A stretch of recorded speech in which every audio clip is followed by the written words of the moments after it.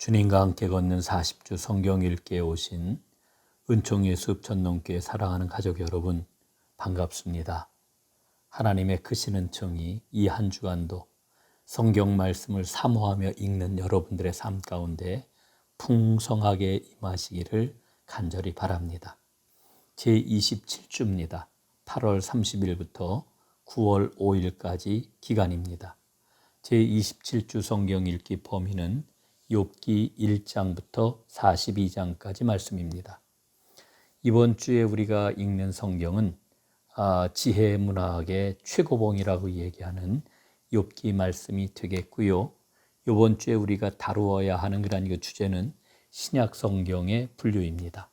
자, 그러면은 먼저 욥기를 어떻게 읽을 것인지 간략하게 안내해 드리고 신약 성경 분류에 대해서 말씀을 드리겠습니다. 욥기를 어떻게 읽을 것인가? 여러분, 욥기는 매우 어려운 책입니다. 왜냐하면은 그동안의 지혜 전통에서 말하는 인생관의 한계를 다루기 때문에 그렇습니다. 흔히 욥기는 바벨론 포로기 이후에 편집된 지혜 문헌이다, 이렇게 학자들이 이야기를 하지요. 이전의 지혜로는 어떠했느냐? 사람의 운명은 인과응보, 자기 행동의 결과라고 하는 것을 보았습니다. 그래서 선한 사람은 선한 보상을 받고 악한 사람은 악한 일에 대한 징벌을 받는다, 이렇게 생각을 했던 거지요. 그러나 욥기는 상황이 전혀 다릅니다. 욥기는 이를 깨뜨립니다. 이 깨뜨린다기보다는 욥기는 이와 같은 전통적인 지혜론에서 이야기하는 상황이 현실에서 맞지 않는 그런 그 부분들이 반영이 되어 있는 거죠. 자, 욥기에서 가장 우리가 눈여겨보아야 할 대목이 있습니다. 사탄이 하나님 앞에서 이렇게 이야기를 합니다. 욥이 반대급부 없이 하나님을 그렇게 잘 경외할 리가 있겠습니까? 모함을 하는 거죠.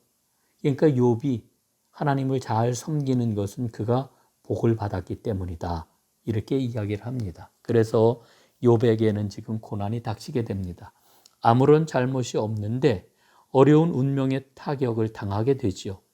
그 상황에서 욥은 내적인 괴로움과 그리고 간절한 호소와 격렬한 자기 변호를 하나님 앞에 펼치고 있는 것을 보게 됩니다. 하나님 앞뿐만 아니라 그의 친구들에게 자기를 변호합니다. 옛 지혜 전통에 비추어서 욥이 처해 있는 이 고난의 상황을 설명하려고 하는 4명의 친구들은 실패했습니다. 왜냐하면 욥이 갖고 있는 죄 때문에 욥이 고난을 당하는 것이다, 시종일관 이런 이야기들을 했거든요. 하지만 욥은 하나님으로부터 자신에게 부당한 일이 닥쳤다, 이렇게 주장을 합니다. 욥은 그 논쟁의 과정, 호소의 과정, 그 간절한 간구의 그런 그 과정에서 보게 되면은 욥은 모범적인 신앙의 모습으로 나타나기보다는 이해하지 못하는 고난 속에서 하나님께 질문을 하고 하나님께 의심을 하고 하나님께 대드는 사람의 모습을 보여주고 있습니다. 깜짝 놀랄 만한 일이지요, 사실은. 자, 이런 욥의 주장, 다시 말씀드리면은 하나님의 계획을 사람이 이해할 수 있어야 하고, 또한 하나님의 행위는 정의에 들어맞아야 한다는 이 욥의 주장이 어떻게 욥기 안에서 다뤄지고 거기에 대한 답을 찾아내게 되는지, 해소되는지를 우리는 유의해서 살펴보아야 합니다. 욥기는 창조주 하나님의 높은 지혜를 깨닫고 하나님께 자신을 진정으로 맡기는 길을 안내해 주고 있습니다.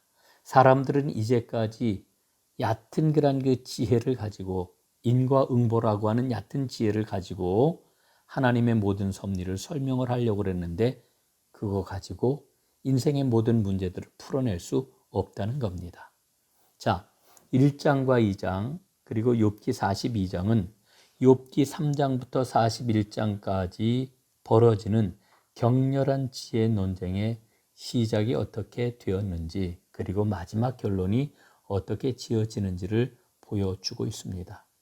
자, 우리는 결론적으로 이 이해하기 어려운 재난, 받아들이고 감당할 수 없는 재난 가운데서 참 신앙을 입증한 사람으로 우리는 욥을 보게 되는 겁니다.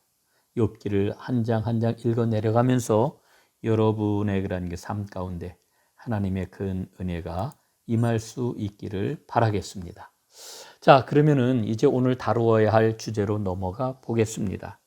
신약 성경을 분류해 보도록 하지요. 신약 성경은 전통적인 분류에 의하면은 크게 5가지의 그러한 그 항목으로 분류를 할 수가 있습니다. 복음서, 역사서, 바울서신, 공동서신, 그리고 예언서 혹은 묵시록이라고 하지요. 좀 더 자세히 살펴보겠습니다. 첫째, 복음서입니다. 복음서는 모두 4권이지요. 마태복음, 마가복음, 누가복음, 요한복음. 이게 4권의 복음서입니다. 그래서 사복음서 이렇게 이야기를 합니다. 자, 그런데 이 사복음서를 보게 되면은 예수님의 생애와 예수님의 가르침에 대하여서 이 사복음서 4명의 저자들은 각자의 관점을 가지고 기록을 합니다. 그렇기 때문에 순서와 내용이 저자가 강조하는 바에 따라서 다르게 기술이 되지요. 그런데 우리가 기억을 해야 될 것은 이 4권의 복음서를 상호 보완적으로 읽고 또 살펴보게 되면은 하나님의 더 풍성한 은혜를 발견할 수가 있다라고 하는 겁니다. 복음서는 예수 그리스도를 통하여서 인류를 구원하시는 하나님의 복음을 전하는 책이 바로 복음서입니다. 자, 이제 두 번째로는 역사서를 살펴보겠습니다. 신약 성경의 역사서는 사도행전입니다. 예수님이 부활 승천하신 다음에 제자들을 통해서 이루어진 복음 사역의 생생한 기록, 이게 바로 뭡니까? 그게 바로 사도행전이죠. 초기 기독교의 역사를 기록한 매우 중요한 책입니다. 그래서 이 사도행전을 다른 말로는 교회 행전 혹은 성령 행전이라고도 불리지요. 교회의 처음 시작과 기독교가 어떻게 이방 세계로 전파되었느냐라고 하는 문제를 다루고 있는 책이 바로 사도행전입니다. 그리고 사도행전 후반부로 가게 될 것 같으면은 바울을 통한 전도 여행 과정이 아주 자세하게 기록이 되어 있는 사료이기도 합니다. 자, 이제 세 번째로는 바울서신입니다. 바울서신은 모두 13권이지요. 바울은 처음 교회들을 돌보고 양육하기 위하여서 편지를 보냈습니다. 바울서신은 크게 3종류로 나누어지는데요. 첫째는 옥중서신, 둘째는 목회서신, 셋째는 일반서신입니다. 자, 옥중서신은 에베소서, 빌립보서, 골로새서, 빌레몬서 이렇게 4권의 책을 가리켜서 옥중서신이라고 이야기를 합니다. 서기 61년에서 63년 사이에 로마 감옥에 갇혀 있을 때 기록한 편지들이다. 그때 써가지고 보낸 편지들이 바로 옥중서신이다. 이렇게 이야기를 하지요. 자, 두 번째로는 목회서신입니다. 목회서신은 디모데전서, 디모데후서, 디도서 이렇게 3권의 책입니다. 바울에게 있어서 정말 중요한 2명의 동역자가 있었죠. 한 사람은 디모데이고 또 한 사람은 디도입니다. 그들이 이제 목회를 하고 있던 지역교회를 잘 지도할 수 있도록 말씀으로 교훈한 편지가 바로 디모데 전후서, 디도서 이렇게 3권의 책입니다. 세 번째로는 일반서신입니다. 일반서신은 로마서, 고린도전서, 고린도후서, 갈라디아서, 데살로니가전서, 데살로니가후서 모두 6권의 책을 가리킵니다. 이 6권의 책은 초기 교회들을 대상으로 쓰여진 편지입니다. 복음을 교회 공동체하고 성도들에게 적용하는 구체적인 내용들이 이 일반 서신에 담겨 있습니다. 자, 이렇게 바울 서신 13권을 살펴보았고요. 이제 네 번째로는 공동서신입니다. 공동서신은 히브리서, 야고보서, 베드로전서, 베드로후서, 요한일서, 요한이서, 요한삼서, 그리고 유다서까지 바울 서신을 제외한 7권의 편지들을 가리켜 우리는 공동서신이다 이렇게 이야기를 합니다. 이 공동서신을 보게 될 것 같으면은 교회 전체가 인정한 서신서들입니다. 수신자는 누구냐? 광범위한 성도들과 교회들이 이제 수신자입니다. 그렇기 때문에 여러 사람이 함께 받는다 이래가지고 공동서신이라고 이렇게 이름을 정한 것입니다. 이 책들 중에서 그 모든 책들은 다 누가 썼는지를 명확히 알 수 있는데 히브리서는 제외이지요. 히브리서는 저자가 누구인지 잘 알 수가 없습니다.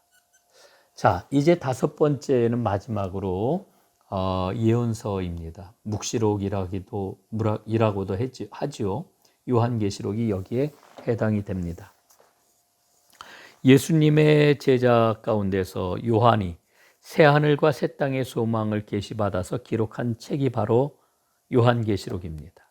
예수님의 재림 그리고 앞으로 이루어질 역사의 미래와 완성에 대한 말씀, 그게 기록이 되어 있는 책이 바로 요한계시록 묵시록 책이 되겠습니다.